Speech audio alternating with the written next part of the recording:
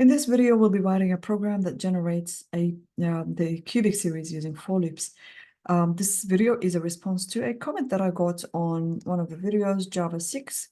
Can you show how to write for loop for series 1, 8, 27, and 64? Thanks for the great question, and I hope I've understood your question correctly. But what I've understood is you'd like it to display the cubic series using for loops. And these series come from the result of 1 to the power of 3 equals to 1, 2 to the power of 3 equals to 8, and 3 to the power of 3 is equal to 27, and etc. So we want to do that. So let's go ahead and declare the number of terms in the series. Because the comment came with 4 numbers, so let's declare n to be equal to 4. You can reduce, increase or decrease this value depending on how many values you want to print out. And then we want to use a for loop starting from I is equal to 1. We want to start from 1, because that's what we want to do. And then we want it to stop until I is less or equal to n. So we want it to include the last term, which is number 4. And then we want to increment by 1 each time. And then what we want to make use of the power method that takes that will be passing in the arguments I and the power that we want to raise it to, which is 3 in our case. There's one thing that I want to mention though. This method returns a double. If we don't store the result in a variable, it'll be lost. So let's go ahead and store it into the variable double term. And then let's print it out.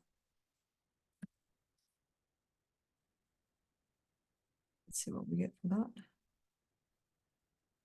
Okay, so we're getting these cubic series or 1, 8, 27, but we don't want it to print as a double. So let's put it in a value, in an integer, but that's going to complain because this is returning a double. So let's cast it into an integer.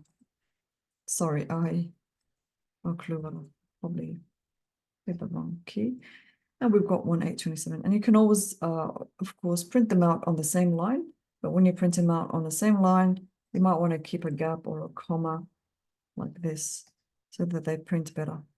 Oh, what a problem there with that one.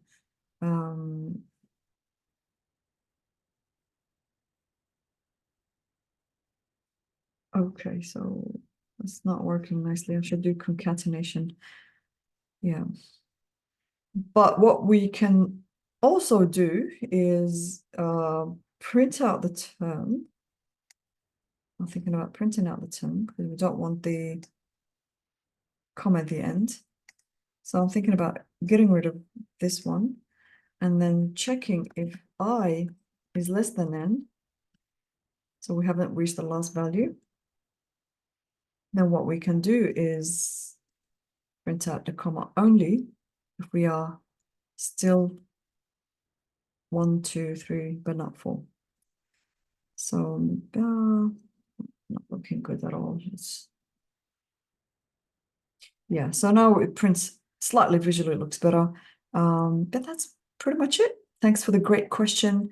If I've misunderstood your question, feel free to elaborate and I'll do another video with the correction. Thank you.